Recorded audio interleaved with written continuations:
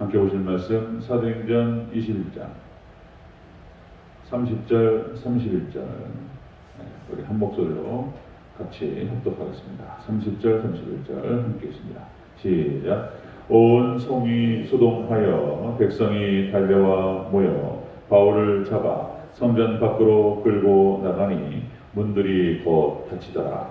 그들이 그를 죽이려 할 때에 온 예루살렘이 요란하다는 소문이 군대의 천부장에게 들리매. 아멘. 인사하겠습니다. 오직 예수님, 예수님의 은혜와 평강이 넘치시기를 축원합니다.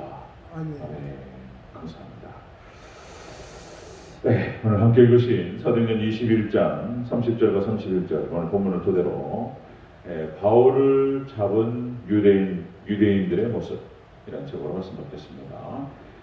바울을 잡은 유대인들의 모습. 성전에서 바울을 사로잡은 유대인들, 이 유대인들은 사단의 회다 이렇게 규정 지어졌던 사람들이죠. 다른 무리들을 충동하고 그리고 거짓으로 바울을 비방하였습니다. 자, 이런 일을 당할 것이라고 하는 것을 사도 바울은 미리 알고 있었습니다. 어떠한 결박과 혼란이 기다린 줄을 잘 알고 있었음에도 불구하고 예루살렘으로 들어갔고 이제 또 혼란이 시작되는 것을 볼 수 있습니다. 당시 유대인들의 모습, 지금 사도 바울을 끌고 나가서 죽이려고 하는 이런 유대인들의 모습은 예수님을 십자가에 못 박아서 죽였던 유대인들의 모습과 흡사하다, 많이 닮아 있는 것을 볼 수 있습니다. 예수님께서는 아무 죄가 없이 사로잡히셨고 예수님께서도 거짓으로 비방당하셨습니다. 거짓으로 비방당하셨고 정죄 받으셨고 그렇게 충동된 무리들에 의해서 온갖 순환을 당하셨습니다. 자, 바울을 체포한 유대인들은 그렇게 해서 어떤 일을 저질렀는지 오늘 본문에 비춰지고 있습니다. 같이 한번 살펴보도록 하겠습니다. 자, 바울을 잡은 유대인들의 모습, 첫 번째로 바울을 성전 밖으로 끌고 나갔다 이렇게 기록됩니다. 30절을 함께 했습니다. 시작. 온 성이 소동하여 백성이 달려와 모여 바울을 잡아 성전 밖으로 끌고 나가니 문들이 곧 닫히더라. 아멘. 사도 바울을 성전 밖으로 끌고 나갔다. 여기서 끌고 가니라고 했을 때요, 이것이 잡아 끌다, 잡아 당기다 이런 뜻인데요. 이사야서 53장 7절, 이사야 선지자가 예수님의 순환 700년 전에, 거의 한 700년 되게 될 것입니다. 이사야 선지자가 예수님께서 순환당하셨던 한 700년 전에 예언을 했던 모습이잖아요. 이사야서 53장의 기록에 이렇게 기록됩니다. 그가 곤혹을 당하여 괴로울 때에도 그의 입을 열지 아니하였으며 마치 도수장으로 끌려가는 어린 양과 털 꺾는 자 앞에서 잠잠한 양같이 그의 입을 열지 아니하였도다. 마치 도살장으로 끌려가는 어린 양과 같았다. 지금 그러니까 예수님께서 순환당하실 때 그렇게 십자가에 우리를 대신해서 죽으러 오셨기 때문에 그냥 아무런 저항도 없이 그렇게 끌려가셨습니다. 사도 바울도 똑같이 예수님께서 가셨던 그 길을 따라가는 것을 볼 수가 있습니다. 예레미야서 11장 19절 말씀, 예레미야도 똑같았습니다. 이사야도 마찬가지였는데 예레미야가 당시에 나는 끌려서 도살당하러 가는 순한 어린 양과 같으므로 그들이 나를 해하려고 꾀하거늘. 예레미야 자체가 이제 온몸을 다해서 예수님의 모습을 보여주는 것을 볼 수 있습니다. 이사야는 환상을 딱 보고 마치 보고 예수님께서 순환당하신 그런 장면들을 보고 쓰는 것 같았습니다. 근데 예레미야는 이제 몸으로 그것을 보여줘요. 예수님께서 어떠한 고초를 당하실 것인지에 대해서 몸으로 칼을 쓰고 끌려가요. 예레미야가. 이 모습은 마치 그만 말씀드린 듯이 예수님을 예표하기도 하고 이스라엘 백성들이 멸망당하여서 어떠한 모습으로 끌려갈지, 이스라엘 백성들이 포로된 모습으로 끌려가죠. 바벨론 포로로 끌려가는데 그런 모습을 형상화시켰던 것을 볼 수가 있습니다. 자, 오늘 본문에 사도 바울은 그렇게 끌려 나갔습니다. 예수님께서 끌려 나가셨던 것처럼, 자, 바울을 잡은 유대인의 모습은 그렇게 해서 사도 바울 주의 종을 성전 밖으로 끌고 나갔습니다. 자, 두 번째 보겠습니다. 바울을 잡은 유대인들의 모습. 두 번째로 바울을 죽이려고 했습니다. 31절 읽겠습니다. 시작. 그들이 그를 죽이려 할 때에 온 예루살렘이 요란하다는 소문이 군대의 천부장에게 들리매. 아멘. 자, 이제 사도 바울을 죽이려고 했습니다. 죽이려고 하죠. 여기서 죽이려고 한다. 죽이려 할 때에 원어가 어떤 뜻이냐면은 그냥 단순하게 죽이는 게 아니고요. 학살이라는 뜻입니다. 학살, 도살이라는 뜻이에요. 이것이 이제 아포크레이노라는 말로 아포크레이노, 학살하다, 도살하다 그런 뜻입니다. 이게 난폭한 모습으로 죽이는 걸 말하는 거예요. 난폭하게, 잔인하게 죽이는 걸 말하는 것입니다. 그러니까 예수님께서도 잔인한 죽임을 당하셨고, 그리고 사도 바울도 잔인한 죽임, 그렇게 죽이려고 사도 바울을 끌고 나갔다는 것입니다. 예수님께서 고난과 고초를 당하실 때 이제 십자가, 당시 십자가라고 하는 가장 잔인한 방식의 서양 방식이었습니다.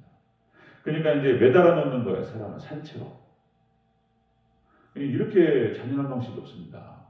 사람을 죽을 때까지 못을 박아가지고, 손발에 못을 박고 못을 박아서 사람 매달아 놔요. 그리고 건강한 사람 같은 경우는 한 3일 동안 매달린다는 거죠. 3일 정도. 죽을 때까지 온몸에 피가 쏟아져 나와가지고 잔인하게 죽습니다. 고통이 계속되는 것이죠. 그래서 이제 그전에 한번 말씀드렸듯이 십자가 사형이 연도가 딱 되면 가족들이라든지 친지들, 친구들이 뇌물을 주면서 십자가 위에서 빨리 죽을 수 있도록 채찍으로 때려준단 말이죠. 채찍으로 때려줄 때, 그래서 목 같은데, 목이라든지 이런 데를 따라가지고 찢어달라고 이렇게 뇌물을 줬다는 거예요. 잔인하죠. 그리고 이제 좀 더 십자가에 매달린 사람에 대해서 긍휼을 베푸는 방식으로 다리를 끊는 거예요. 다리를 끊으면 매달렸다가 이제 축 처지면서 이제 횡격막이 눌리면서 이제 죽습니다. 숨막혀 죽는 거죠. 이제 이렇게 해서 십자가의 은혜가 있었는데, 예수님께서는 몸이 약하셨고, 그래서 이제 예수님께서는 6시간 만에 운명을 하셨던 것을 볼 수 있습니다. 자, 예수님께서 마태복음 10장 18절에서 제자들에게 또 똑같은 말씀을 하셨어요. 이런 말씀을 하십니다. 자, 너희가 나로 말미암아 총독들과 임금들 앞에 끌려가리니 이는 그들이 이방인들에게 증거가 되게 하려 하십니다. 자, 예수님의 제자들도 똑같이 예수님처럼 끌려갈 것을 말씀을 하셨습니다. 그렇게 해서 사도들이 순교를 당하는 것을 볼 수 있죠. 자, 요한복음 21장 8절에 베드로가 그렇게 끌려갑니다. 이렇게 미리 말씀을 하셨던 거예요.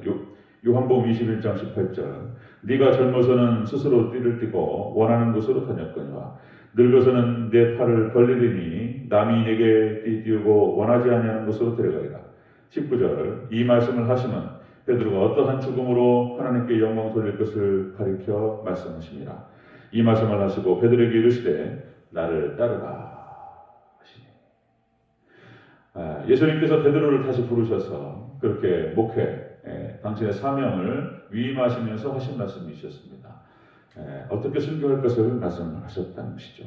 자, 이렇게 예수님께서도 그렇게 십자가의 길을 가셨고, 그리고 예수님의 제자들도 동일하게 그 길을 따라갔습니다. 자, 이것은 마지막 앞으로 대환란 시대에 있을 이제 두 증인이 어떻게 하나님께 충성할 것인지에 대한 예표라고 또 볼 수 있습니다. 마지막 두 증인들, 정말 대환란 때 활동할 수 있는 그런 주의 종들을 말하는 것입니다. 이 종들이 성령의 충만함을 입고, 그리고 하나님의 백성들을 깨워요. 영적으로 무장시키고, 그렇게 해서 이제 그들을 지키다가 순교 당하게 됩니다. 자, 이것은 이 순교의 모습은 굳이 예수님의 제자들, 사도라고 말할 수 있는, 주의 종이라고 말할 수 있는 이 사람들, 이 사도들만 그렇게 가는 것이 아니고, 여러분들 우리가 모든 믿음의 백성들, 성도들은 똑같이 제자의 길을 가는 줄로 믿습니다. 제자의 길을 가는 거예요. 순교의 길을 가는 것입니다. 자기를 죽이는 거예요. 예수님께서 그렇게 말씀하셨던 거예요. 나를 따르려거든 자기를 부인하고 자기 십자가를 지고 나를 쫓을 것이니라. 자, 이렇게 하지 않는 자는 내게 합당치 않다고 말씀하셨습니다. 그러니까 주의 종 목회자라든지 사도라든지 이 사람들만 순교의 길을 가는 것이 아니고 믿음의 길을 가는 사람들은 다 똑같이 제자가 되는 거예요. 제자가. 그래서 자기를 부정하는 것이고 자기 십자가를 지고 예수님을 따르는 거예요. 그리고 믿음의 길이라고 하는 것은 그렇게 좁은 길이고 가시밭길이라고 예수님 말씀하셨던 거예요. 그러니까 믿음 생활하면서 넓은 길로 가고 대로변을 가고 평탄한 길을 가고 쉬운 길을 가는 것은 믿음의 길이 아닌 거예요. 믿음의 길이라고 하는 것은 말씀에 순종을 하면서 예수님을 바라보고 따라간다고 하는 것은 이렇게 순교의 길인 것을 알 수가 있습니다. 그래서 십자가의 도를 걸어가는 것, 제자도, 그래서 또 우리가 늘 생각해야 될 것은 뭐냐면 no cross, no crown 그런단 말이죠. 십자가 없이는 멸류관이 없다는 거예요. 이게 그냥 만고 진리인 거예요. 만고 진리. 진리인 것이죠. 자, 우리가 이 땅을 지내면서 광야 같은 삶을 살아가면서 우리가 믿음의 삶을 살아간다라고 하는 것은 이렇게 십자가의 길을 걷는 것이며 그리고 순교자의 삶을 사는 것입니다. 이 새벽에 단장을 깨우고 이 자리에 와 있는 것이 이것이 어려운 거예요. 그냥 자면 편해요. 몸은.